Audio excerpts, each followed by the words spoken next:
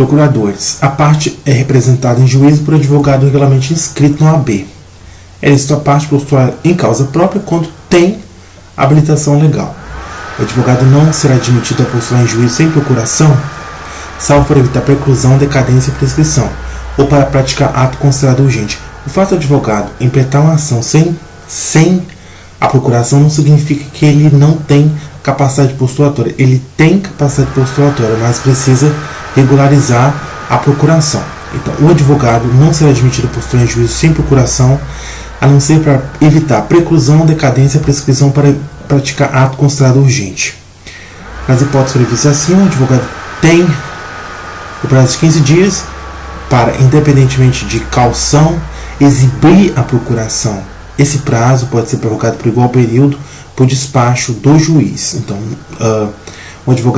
ao advogado não é admitido postular em juízo sem procuração, a não ser para evitar preclusão, decadência ou prescrição, ou para praticar ato considerado urgente. Nas hipóteses previstas assim, o advogado deverá, independentemente de caução, exibir procuração no prazo de 15 dias prorrogável por igual período por despacho do juiz. O ato não ratificado é considerado ineficaz. Ato não ratificado pelo advogado, considerado ineficaz, relativamente àquele em cujo nome foi praticado, respondendo ao advogado pelas despesas por perdas e danos. A procuração geral para o foro, que é ortogada por instrumento público ou particular, assinado pela parte, habilita o advogado a praticar todos os atos do processo, exceto receber quitação, confessar, reconhecer processo de pedido, transigir, desistir, renunciar ao direito sobre qual fundação, receber, dar quitação, firmar compromisso e assinar a declaração de hipossuficiência econômica que devem constar de cláusula específica. A procuração pode ser assinada digitalmente, na forma da lei. A procuração deverá conter o nome do advogado, seu número de inscrição na OAB e endereço completo.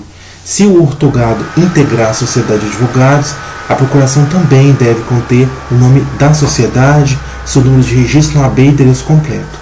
Se a disposição expressa em sentido contrário, constante do próprio instrumento, a procuração ortogada na fase de conhecimento é eficaz para todas as fases do processo, inclusive para o cumprimento de sentença. Quando postular em causa própria, incumbe o advogado declarar na petição inicial na contestação o endereço e o número de inscrição na AB e o nome de sociedade de advogado da qual participa para o recebimento de intimações. Se o advogado descumprir o disposto acima, o juiz ordenar que se supra a omissão no prazo de 5 dias antes de determinar a sanção do réu sob pena de indeferimento da petição. Comunicar ao juiz qualquer mudança de endereço. Se o advogado infringir o disposto acima, serão consideradas válidas as intimações enviadas por carta registrada ou meio eletrônico ao endereço constante dos autos. O advogado tem alguns direitos, entre eles examinar em cartório de fórum, secretaria, tribunal, mesa de procuração, autos de qualquer processo, independentemente da fase de tramitação, assegurados a obtenção de cópias e registro de anotações, salvo, obviamente, em hipótese de justiça, nas quais apenas o advogado constituído terá acesso aos autos. Requerer como procurador vista dos autos de qualquer processo, pelo prazo de 5 dias, qualquer processo, 5 dias. Retirar os autos do cartório da secretaria pelo prazo legal, sempre que neles lhe couber falar por determinação do juiz, nos casos previstos em lei. Ao receber os autos, o advogado assinará carga em livro ou documento próprio. Sendo o prazo comum às partes, os procuradores poderão retirar os autos somente em conjunto ou mediante prévio ajuste por petição dos autos. Na hipótese do parágrafo 2º, é lícito o procurador retirar os autos por obtenção de cópias pelo prazo de 2 a 6 horas, independentemente de ajuste e sem prejuízo da continuidade do prazo. O procurador perderá, no mesmo processo, o direito a que se refere o parágrafo 3º, se não devolver os autos tempestivamente, salvo se o prazo for prorrogado pelo juiz. Sucessão das partes dos procuradores. No curso do processo, somente é lícita a sucessão voluntária das partes nos casos expressos em lei. A alienação da coisa, o direito litigioso por ato entre vivos, a título particular, não altera a legitimidade das partes. O adquirente ou cessionário não poderá ingressar em juízo, sucedendo o alienante ou cedente, sem que o consinta a parte contrária. O adquirente ou cessionário poderá intervir no processo como assistente litisconsocial do alienante ou cedente. Estendem-se os efeitos da sentença proferida entre as partes originárias ao adquirente ou cessionário. Ocorrendo a morte de qualquer das partes, dá-se a sucessão pelo seu espólio ou pelos seus sucessores, observado o disposto no artigo 313, parágrafo 1º e 2º. A parte que revogar o mandato ortogado a seu advogado constituirá no mesmo ato outro que assume o patrocínio da causa. Não sendo constituído novo procurador no prazo de 15 dias, observa-se o 76. O advogado poderá renunciar ao mandato a qualquer tempo, provando, na forma prevista neste Código, comunicou renúncia ao mandante, a fim de que este nomeie sucessor. Durante 10 dias seguintes, o advogado continua a representar o mandante, desde que necessário, para evitar prejuízo. Dispensa-se a comunicação referida no caput quando a procuração tiver sido outorgada a vários advogados e a parte continuar representada por outro, apesar da renúncia.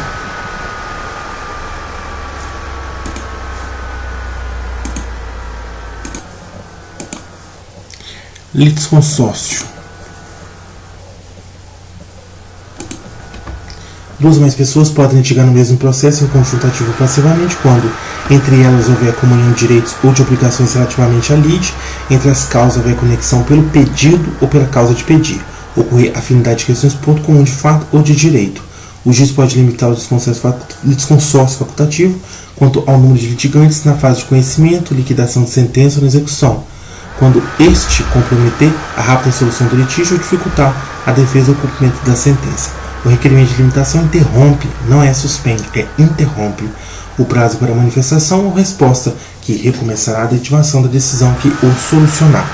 O litisconsórcio será necessário por disposição de lei ou quando, pela natureza da relação jurídica controvertida, a eficácia da sentença depende da citação de todos que devam ser litisconsortes. A sentença de mérito, quando proferida sem integração do contraditório, será nula se a decisão deveria ser uniforme, nula. A sentença de mérito, quando proferida sem integração do contraditório, será nula se a decisão deveria ser uniforme em relação a todos que deveriam ter integrado o processo. Ineficazes outros casos, apenas para os que não foram citados. Nos casos de litisconsórcio passivo necessário, o juiz determinará ao autor que requeira a citação de todos que devam ser litisconsortes dentro do prazo que assinar, sob pena de extinção do processo. O litisconsórcio será unitário quando, pela natureza da relação jurídica, o juiz tiver de decidir o mérito de modo uniforme para todos os litisconsortes.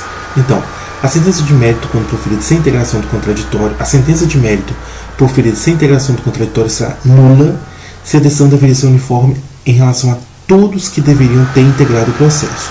Então, nula se a decisão deveria ser uniforme a todos que deveriam ter integrado o processo. Ineficaz nos outros casos, apenas para os que não foram citados. Primeiro caso, nula. A sentença de mérito, quando proferida sem integração do contraditório, será nula se a decisão deveria ser uniforme a todos aqueles que deveriam,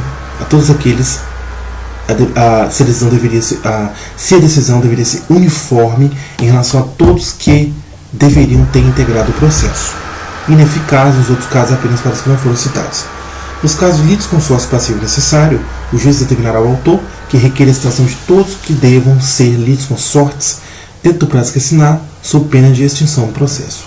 O litisconsórcio será unitário quando, pela natureza da relação jurídica, o juiz tiver de decidir o mérito de modo uniforme para todos os litisconsortes. Os litisconsortes serão considerados em suas relações com a parte diversa como litigantes distintos, exceto no litisconsórcio unitário, caso em que os atos e as omissões de um não prejudicarão os outros, mas os poderão beneficiar. Cada litisconsórcio tem o direito de promover o andamento do processo e todos devem ser intimados dos respectivos atos.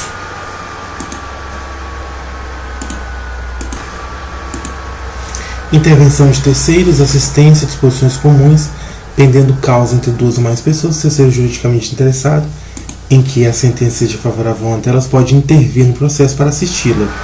A assistência é admitida em qualquer procedimento e em todos os graus de jurisdição, recebendo o assistente o processo no estado em que se encontre.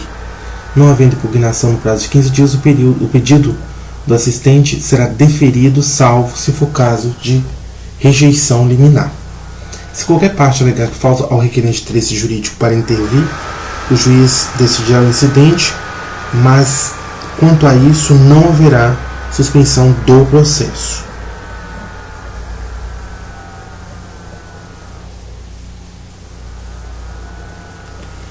Se qualquer parte alegar que falta ao requerente interesse jurídico para intervir, o juiz decidirá o incidente sem suspensão do processo. Assistência simples. O assistente simples atua como auxiliar da parte principal e exerce os mesmos poderes e sujeita-se aos mesmos ônus processuais que o assistido. Sendo revel de qualquer outro modo omisso assistido, o assistente será considerado seu substituto processual. A assistência simples não obsta que a parte principal reconheça a procedência do pedido, desista da ação, renuncie ao direito sobre que se funda a ação ou transija sobre direitos controvertidos. A assistência simples não obsta que a parte principal reconheça a procedência do pedido, desista da ação, renuncie ao direito sobre o que se funda a ação ou transija sobre direitos controvertidos. Transitada em julgada a sentença no processo em que interveio o assistente, este não poderá em processo posterior discutir a justiça da decisão, salvo se alegar e provar que, pelo estado em que recebeu o processo, pelas declarações e pelos atos do assistido, foi impedido de produzir provas suscetíveis de influir na sentença. Desconhecia a existência de alegações de provas das quais o assistido por dolo ou culpa não se valeu. A assistência litisconsocial considera litisconsórcio da parte principal um assistente sempre que a sentença influir na relação jurídica entre ele e o adversário do assistido. Denunciação da lide. É admissível a denunciação da lide promovida por qualquer das partes ao alienante imediato no processo relativo à coisa cujo domínio foi transferido ao denunciante, a fim de que possa exercer os direitos que da evicção lhe resultam. Aquele que estiver obrigado por lei ou pelo contrato a indenizar em ação regressiva o prejuízo de quem for vencido no processo. O direito regressivo será exercido por ação autônoma quando a denunciação da lei for indeferida, deixar de ser promovida ou não for permitida. 3 casos: indeferimento, deixou de ser promovida ou não é permitida. Admite-se uma única denunciação sucessiva promovida pelo denunciado contra seu sucessor imediato na cadeia dominial, ou quem seja responsável por indenizá-lo, não podendo o denunciado sucessivo promover nova denunciação, hipótese em que eventual direito regressivo será exercido por ação autônoma. A citação do denunciado será requerida na inicial se o denunciante for autor, ou na contestação se o denunciante for réu, devendo ser realizado na forma dos prazos 131. Denunciação pelo autor. O denunciado pode assumir a posição de litisconsorte do denunciante, polo ativo, e acrescentar novos argumentos à petição inicial, procedendo-se em seguida a citação do réu. Mas se a denunciação for feita pelo réu, primeira hipótese, se o denunciado contestar o pedido, o denunciado contestou o pedido formulado pelo autor, o processo prossegue formando-se um litisconsórcio na ação principal, tendo o denunciante e denunciado no polo passivo da demanda. Se o denunciado contestar o pedido formulado pelo autor, o processo prossegue, tendo na ação principal em litisconsórcio denunciante, réu e denunciado. Se o denunciado for revel, o denunciado é revel, o denunciante pode deixar de prosseguir com sua defesa eventualmente oferecida e abster-se de recorrer, restringindo-se sua atuação à ação regressiva. Se o denunciado confessar os fatos alegados pelo autor na ação principal, o denunciante pode continuar com sua defesa ou ele pode aderir a esse reconhecimento dos fatos alegados pelo autor, pedir apenas a procedência da ação de regresso. Procedente pedido da ação principal, pode o autor, se for o caso, requerer o cumprimento da sentença também contra o denunciado nos limites da condenação deste na ação regressiva. Se o denunciante for vencido, que tristeza, na ação principal, o juiz passa a julgar a denunciação da lide. Se o denunciante for vencedor, a ação de denunciação não terá seu pedido examinado sem prejuízo da condenação do denunciante ao pagamento das verbas de sucumbência em favor do denunciado. Chamamento a processo. É admissível o chamamento a processo requerido pelo réu, do afiançado na ação que o fiador for réu, do afiançado na ação que o fiador for réu. Os demais fiadores na ação proposta contra um ou alguns, não são todos. Demais fiadores na ação proposta contra um ou alguns deles. Os demais devedores solidários quando o credor exigir de um ou de alguns o pagamento da dívida comum. A citação daqueles que devem figurar em litisconsórcio passivo será requerida pelo réu na contestação e deve ser promovida no prazo de 30 dias sob pena de ficar sem efeito o chamamento. Se o chamado residir em outra comarca, sessão sob sessão, ou no lugar incerto, o prazo será de 2 meses. A sentença de proceder se valerá como título executivo em favor do réu que satisfazer a dívida, a fim de que possa exigi-la por inteiro, devedor principal, ou de cada um dos codevedores a sua cota na proporção que lhes tocar. Incidência de desconsideração da personalidade jurídica. O incidente de desconsideração da personalidade jurídica é instaurado a pedido da parte ou pelo próprio Ministério Público, quando cabe a ele intervir no processo, O pedido de desconsideração da personalidade jurídica deve observar os pressupostos previstos em lei. Aplica-se a disposição de capítulo e hipótese de desconsideração inversa da personalidade jurídica.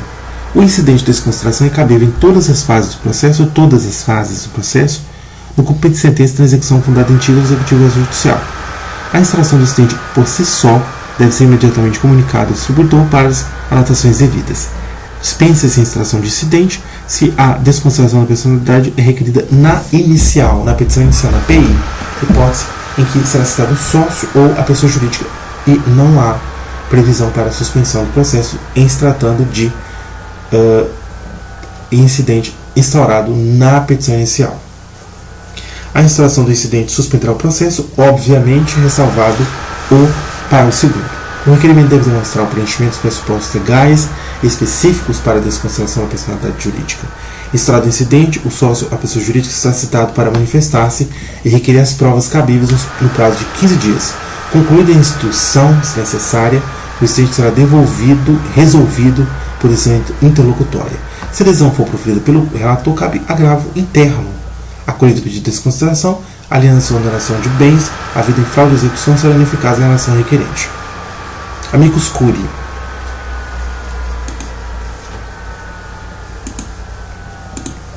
O juiz ou relator, considerando a relevância da matéria, a especificidade do tema objeto da demanda ou a repercussão social da controvérsia, pode, por decisão irrecorrível, não se recorre à decisão de amicus curiae, de ofício a requerimento das partes ou de quem pretenda manifestar-se, solicitar ou admitir a participação de pessoa natural ou jurídica.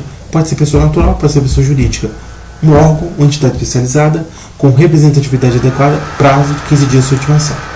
A intervenção não implica alteração de competência nem autoriza interposição de recursos, a não ser embargo de declaração. E a hipótese parágrafo 3º. Caberá ao juiz ou relator na decisão que solicitar ou admitir a intervenção definir os poderes do amicus curiae.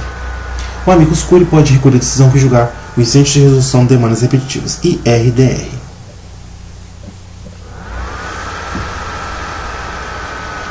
Juiz e auxiliares da justiça, poderes, deveres e responsabilidades do juiz.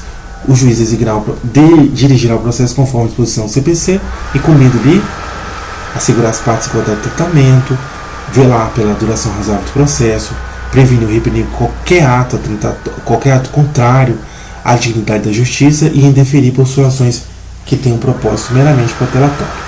Determinar todas as medidas indutivas, coercitivas, mandamentais ou subrogatórias necessárias para assegurar o cumprimento de ordem judicial, inclusive nas ações que tenham por objeto prestação pecuniária. Promover qualquer tempo a autocomposição, preferencialmente com auxílio de conciliadores e mediadores judiciais. Dilatar os prazos processuais e alterar a produção de provas, os meios de prova, adequando-os às necessidades do conflito, de modo a conferir maior efetividade à tutela do direito.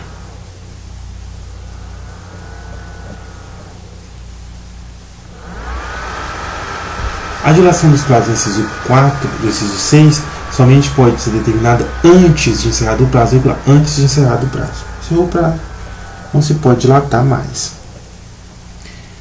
Cabe também ao juiz exercer o poder de polícia, requisitando, quando necessário, força policial, além de segurança interna dos fóruns e tribunais. Determinar a qualquer tempo o comparecimento pessoal das partes para inquiri-las sobre os fatos da causa, hipótese em que não incidirá a pena de consenso. Determinar o suprimento de pressupostos processuais e o saneamento de outros vícios processuais. Quando separar com diversas demandas individuais e repetitivas, oficial MP, defensoria, na medida do possível, outros legitimados a que se refere a ação civil pública ou CDC, para, se for o caso, promover a postura de ação coletiva respectiva. O juiz não se exime de decidir sobre a alegação de lacuna ou obscuridade do ordenamento jurídico. O juiz só decidirá por equidade nos casos previstos em lei. O juiz decidirá o mérito dos limites propostos pelas partes, sendo-lhe vedado conhecer de questões não suscitadas a cujo respeito a lei exige iniciativa da parte.